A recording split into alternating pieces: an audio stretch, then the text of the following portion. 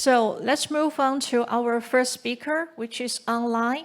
Our first speaker of this morning section is Mr. Andrew Nogueira, who is Deputy Director of the Design Lab at Harvard T.H. Chan School of Public Health from the States. He got the PhD and the co-founder and the Deputy Director of the Design Lab, and where he also serves as a research scientist and the instructor for the Department of Health Policy and Management. He got many awards in this field, and throughout his journey, Andrew has been an entrepreneur also, creating and leading a design studio working across skills and sectors, from product and furniture design to institutional buildings and new neighborhoods. With all those kind of the experience, he also works in the first 40 under 40 Public Health Catalyst Awards by the Boston Public Health Congress. So Andrew, the screen time is yours now. Can you hear me, Andrew? Everyone, good morning, good evening, yes, good afternoon, from wherever you are.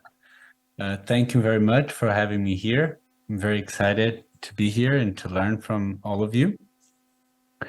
I'm also very sad that I'm not able to be there in person, and I do hope that in future opportunities we're able to be together in the same room. I'm gonna quickly share my screen here. Let me make sure that we have it. Can you see my screen? Let me confirm what. Yeah, okay. Yeah, I believe you can see my screen now. So I'm going to talk to you today is about modern paradigms and how design has engaged, has contributed, and can actually also help shift some of the modern paradigms that are getting on the way for us to make real progress with one of the most complex problems that we've been facing. But before that, I would also like to highlight some of the things that Professor Compial just mentioned that I'll be touching also here in my presentation, which was very nice to hear. So thank you for the introduction and for the great work being done there at PolyU. I think that the core aspect here is this notion of codifying the core aspect of design knowledge in order to be able to engage with and contribute to other disciplines. Now, this is what it's quite interesting for me right now, especially working within the School of Public Health and bringing design to public health. I think this is quite a fascinating moment for the field of design, especially for those interested in building knowledge, because designers, it's not that design has not engaged with other disciplines in the past. In fact, design is a very multidisciplinary discipline. Yeah, that's what it is actually. It feeds from various disciplines, and it contributes to solving problems within the realm of these disciplines. So designers have been maintaining these contributions of solving specific problems within the realm of other disciplines, business, anthropology, natural science, and etc. But what we are getting into right now, it's actually into contributing to knowledge, which is different than in specific solutions to specific problems. That comes with a whole other set of questions and challenges that I think it's quite interesting. So I think that some of the things that I'll be talking today are going to be touching a little bit on that. So I'm going to start by bringing us a little bit down to framing this notion of design and entrepreneurship within the paradigm of activities. It's activities of making and using, and how design arose within this context of initially people making things for themselves. And then soon after, as we started as a society establishing ourselves and building ability to grow things and to build our little villages and etc., this notion of the activities of making and activities of using started to be a little bit decoupled, but the understanding, people were making things for their own neighbors and they knew who they were making for. Within this context of activities of making and using, of course, that require learning, right? Learning about making and learning about using as well, right? And those learnings, they took time, they took dedication, right? And it was very much in this model of apprentice and mentorship, right? So the son of a farmer would become a great farmer if he stayed working with it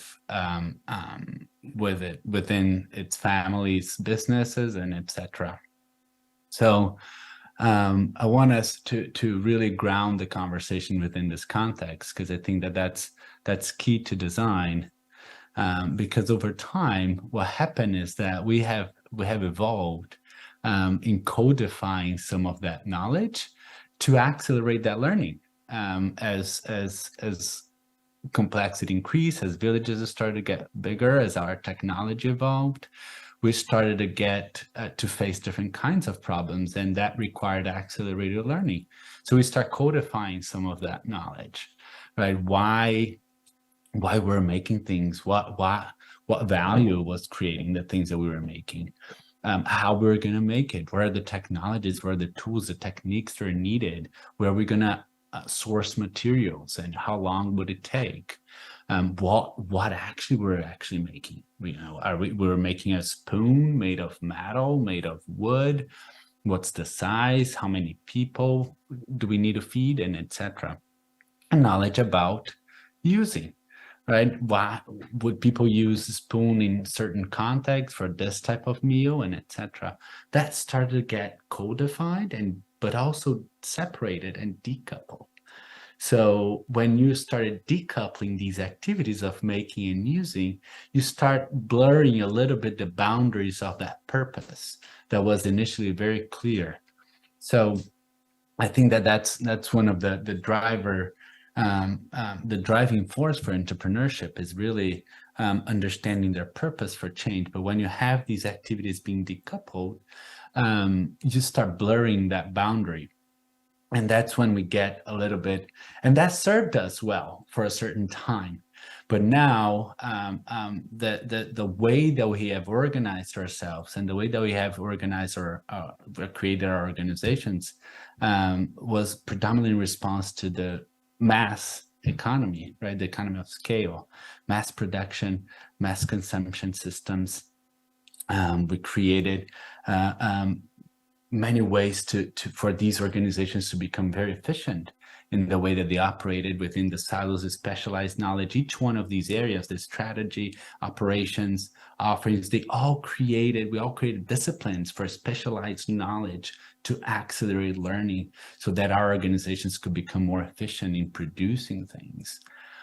And we also have codified some of the knowledge and understanding people, but they served well that economy of scale. And right now, they're starting to get on the way of people have much more choice than they had before, and that is getting on the way. So that's the first paradigm that we need to start thinking about and breaking, that evolved from modern times, is this notion of how organizations plan and operate.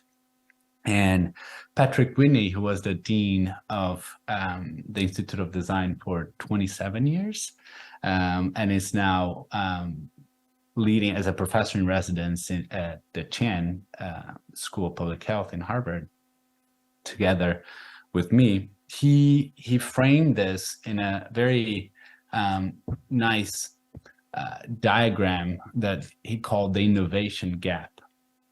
So the innovation gap represents this notion of knowledge about how to make things, about value creation, about increased over time. So ever since 1850s, that's the time of Crystal Palace, when artisans and industrialists were starting to blend together. There was a great period of entrepreneurship, right? There was more than 14,000 products being exposed at the Great Exhibition in 1851 in London. Of course, that was not the only thing that happened, and of course, there were things that were happening before, but that was an intervention that really there was a paradigm shift in the field of design. As we increased that knowledge, we actually started losing knowledge about patterns of daily life, about people's activities and how people are actually using things, right? And that's what Patrick mentioned. He shares a story about how leaders of organizations that were multinational were going to him, late 1990s, early 2000s, even before that, and sharing, I can make any product you want me to make. I can sell it, but I don't know which product to make, right? So that was a big realization of one of the paradigms that we need to start shifting and start thinking about how do we think about our organizations and our entrepreneurship structures in a way that shifts a little bit from the model that was developed actually 200 years ago. And that what happened then is when leaders of organizations don't know what to make, they start losing their ability to make effective and efficient decisions about how to allocate resources, right? And that is another paradigm shift, because the way that we have been responding this is through overproduction. We've been increasing our production of things. So innovation has been directly recognized as a driving force for material production, right? And we've been is a way to stay ahead of the competitors. You kill your own product before others do, and you keep producing. And it's you go to a grocery store now and you have 500 types of toothpaste. Which toothpaste you're going to get? And we've been overproducing things. But one of the outcomes of that overproduction, not only one, but two, is that we've been that overproduction is actually leading to greater wealth concentration and a reduction in the environmental integrity. Right. So these are the two paradigms that I think it's important for any entrepreneurial activity to be thinking about and recognizing that within the next 10 years, it's really going to be a big shift. So let me go. So the question here is going back to the notion of the blurriness of the purpose between that activity of making and using. Are we getting happier with the things that with a bunch of things? Everybody likely watching this video or in this audience will have a door in their house full of computers and cameras and electronics that still work, but they are old. Are we getting happier with this bunch of stuff that we are bringing into our homes or keeping in our pockets and etc.? We're certainly not getting healthier. The pandemic came to show this, and surface many other pandemics that are being silent, right? Like social isolation and depression and etc. And prosperity, unless you are one of those that are concentrating wealth, you are like me, that you're definitely not getting more prosperous, even though you continue to work and progress in your professional activity. But this notion of prosperity is only for a few. So why are we venture into new things? Why are we venture into creating these things? And I think that's that's important for us to consider. If we go back to the notion of activity, of making, using, we have identified this friction, between how we plan and operate things, how we allocate resources, and we have an option, right? We can continue to create the fictions that our organizations work. If only we do it better, what we already do, if we do more of what we already do, if others see the way that we do things. We've been engaging with several organizations in the government or even in the health sector that is, if only patients understood what we are trying to say, they will follow their medical protocols, right? So there's this notion of if only we did more efficiently what we currently do, we were able to get the results that we want. We want to promote the outcomes. That we know that this is not true. That's the second paradigm. But the other path that we can take is actually to work to find a new fit, a new level of fitness, and create a purpose that is fit, again, for this notion of this activity of making and using. And I think that is one of the things. But why haven't we been able to do this? What's happening, right? This is, unfortunately, this might come as a hard punch, especially in an education seminar. But lack of action is not it's not caused by lack of knowledge. We know a lot about the things that are happening around us, and we know a lot about the consequences that we've been dealing by this from this lack of action. But let me explain one of the phenomena that might help us think this through together. And this is a work that was done by Patrick as well, but also together with Kevin, who is actually a professor of practice at PolyU, and some other colleagues of them, and it was more than a decade ago. And in this notion that we have, with regards to access to information and knowledge, we have been creating mechanisms to support the creation of information. Also searching engines that allows many more to search. Information used to be expensive. Now it's almost free. You can learn how to code on YouTube. And this notion of sharing, right? Everybody is able to now share information. There's a lot of problem that comes with that. But the point here that I'm trying to make is not around this, is actually this notion of we have not accelerated our capacity to reflect in the same way that we have been able to create, search, and share information. This used to be, we used to reflect in what they call it downtime, when we were disconnected, either forced to disconnect when post office or FedEx closed and you cannot print documents and etc., or you were in a subway and you had not access to it. But now these things in our pocket, we are constantly searching and sharing and creating information that then get fed into others without that notion of, without being able to access it. Now, the answer is not stop the speed of sharing, searching, creation of information, but actually is to accelerate reflection in that sense. They call this reflection deficit disorder. And I think that what it leads us here is this notion of to act differently. People need to see it differently, right? And because when they see it differently, they're able to learn different. They're able to reflect on something new. And of course, they would need different mechanisms to activate the reflection, but they in order to act, they need to see it differently first. And I think that's one of the things that then going back to the context of the education is that we've been learning about things in this more reflective mode. So reflection has been tied to learning directly.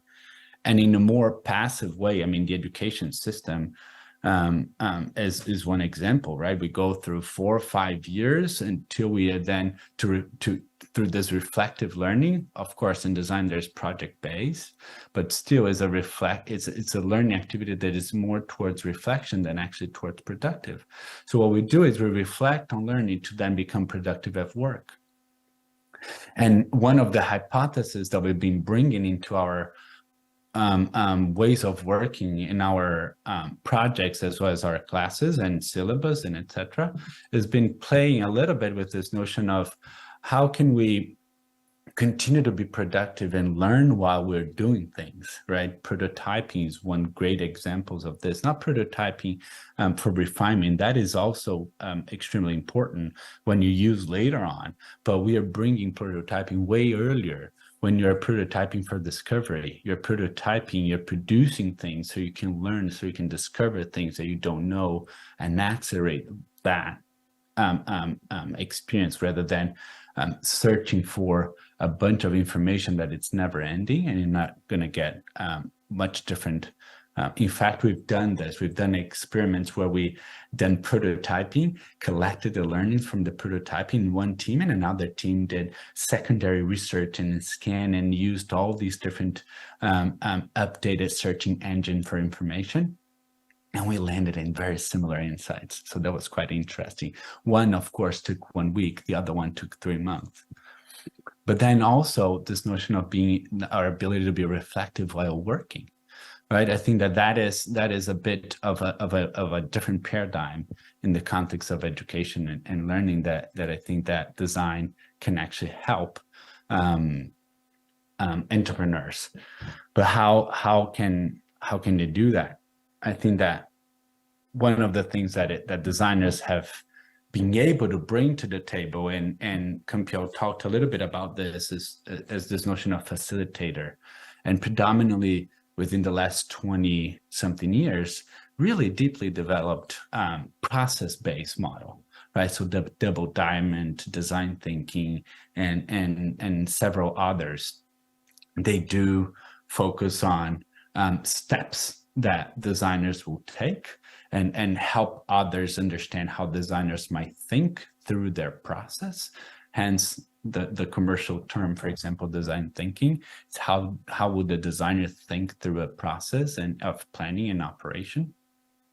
But a lot of that process responded to user needs and aspirations, and therefore a very specific niche domain that usually was framed by the client. So content of the process of design had been predominantly determined by clients or users, right? And we know that is a very limited view of the problems that we have, and therefore the opportunities that we have to build entrepreneurship activities and to purposes that might help us get healthier, happier, and more prosperous. So one of the models that we've been working through are content models. They're not process models. And that's, again, linking a little bit to what Campiel mentioned and this notion of working with other disciplines. There are disciplines that are process-based disciplines, like engineering, for example, and there are disciplines that are content-based disciplines, like public health, for example. And these models have also helped us engage with content-based disciplines and understand where can design knowledge actually contribute to other disciplines, to the knowledge of other disciplines. So here's one that is called the whole view model. That it was first published in 2015 on the Shaiji Journal in an article authored by Patrick Whitney called Design and the Economy of Choice. And then in 2020, we published again an updated and refined and more detailed version. And this is the third iteration that you're seeing that will soon be published. And what this model does is that, unlike human-centered design that puts humans at the center, this model puts purpose at the center and integrates viewpoints of the different parts of that organization, the different parts of that codified knowledge that we saw in the innovation gap, consider the viewpoints of users, offerings, value, creation, operations, and then strategy. Of course, these are frameworks. So frameworks, as we look at, is a way to frame the work, as a way to organize information. There are a set of about 12 to 15 core methods that go on additional ring that is not presented here, that helps us collect different types of information. So this model brings these different perspectives, and it's particularly useful early on when entrepreneurs, as they call people trying to lead change within organizations, are really trying to think about leap changes, ambitious transformational change. That is very useful for you to integrate knowledge of these different parts of the organizations early on. That's a different way of working. Usually you have organizations working within each one of these silos, within the marketing, within product development, within finance, within operations and intellectual property, and then within the strategy level. And each one of these have their own processes, their own milestones that then get incentivized to continue to work in this way. And what happens is that a great idea that might be fit for purpose start to get normalized as it goes through the process that the organization has itself designed within the paradigms of 200 years ago. So this model brings these different viewpoints early in the game, and not only helps you think through your purpose from these different perspectives, but also helps you manage the project as it goes forward. Because what also happens is that usually organizations developed one or two of these views deeper than the other views. So you go deeper into detailing all the aspects of your product, and then you pass it on to another team and says, now you need to create a marketing campaign and an implementation strategy to go to shelf. And that does not work, right? We've seen it happen many times where organizations spend more money trying to fix problems of their product before it was even launched. That's one. And the other one that then deals with this notion of how organizations allocate resources is a work that I developed in my PhD at the Institute of Design and continue to advance and refine. It was published in an article in 2020, and it will be published soon, early next year, on Sheiji again. And it looks at it from this notion of how different resources are flowing through an ecosystem of stakeholders. So it recognizes we call it 4 eyes model, because there are 4 patterns of resources flow.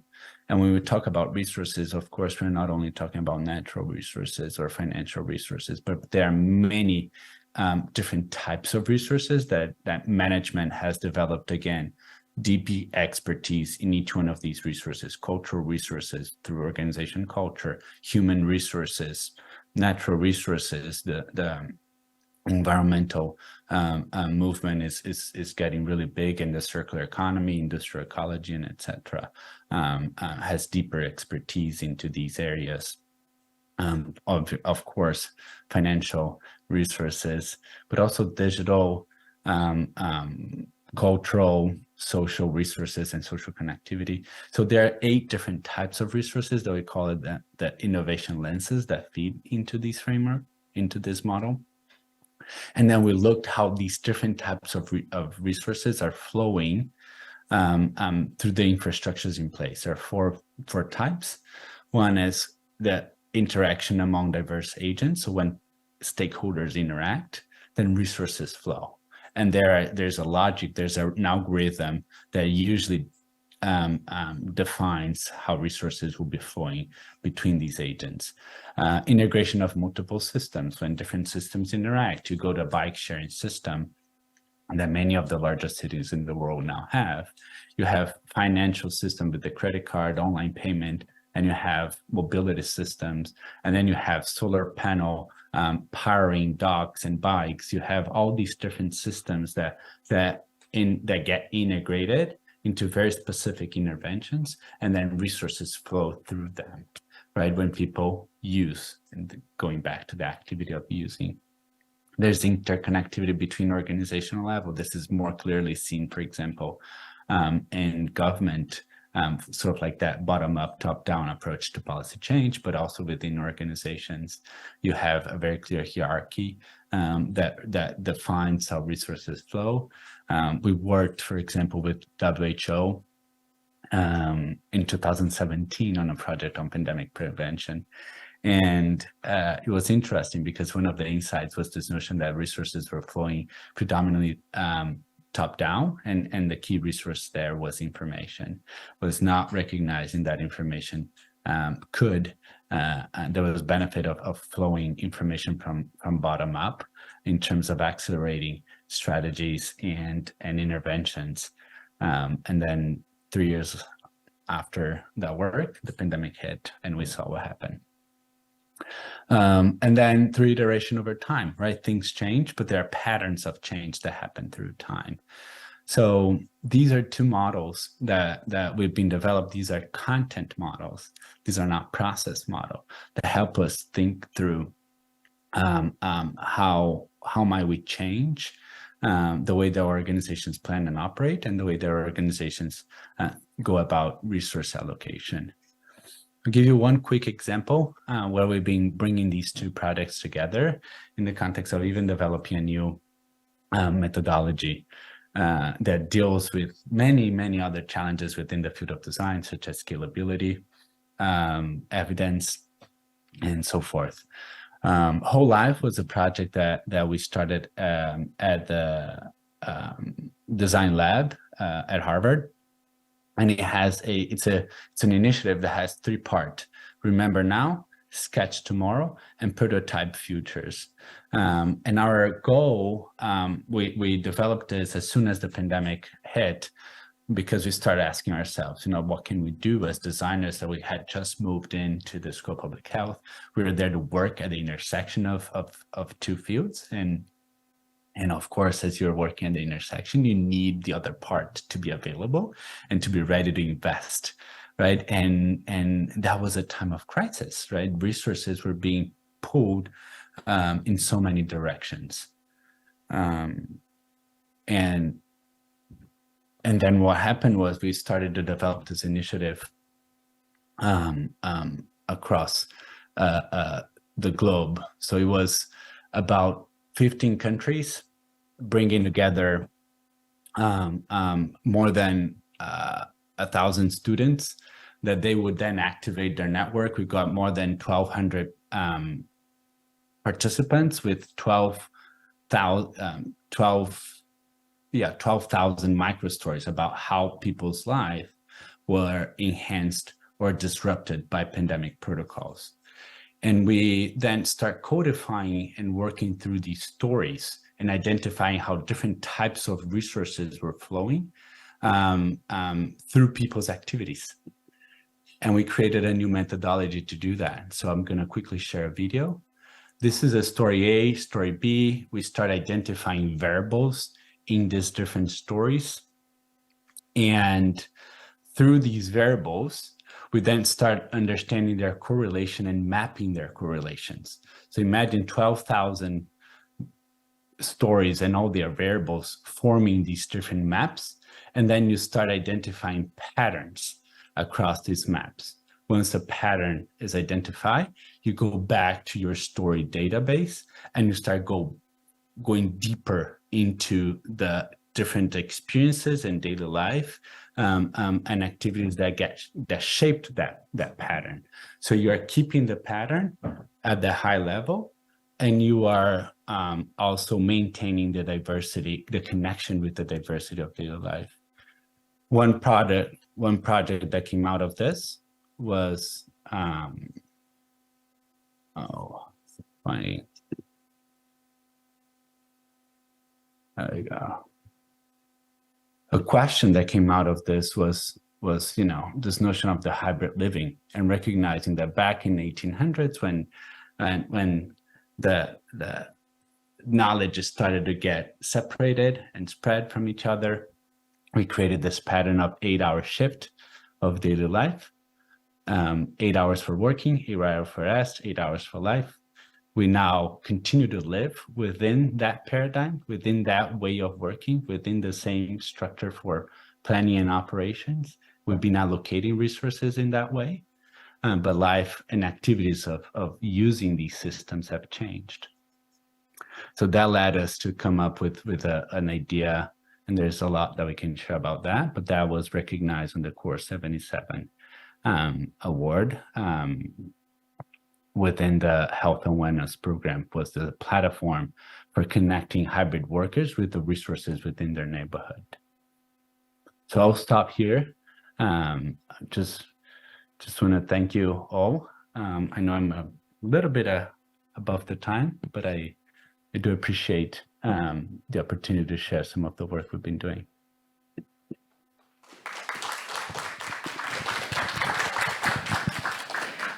Thanks, Andrew.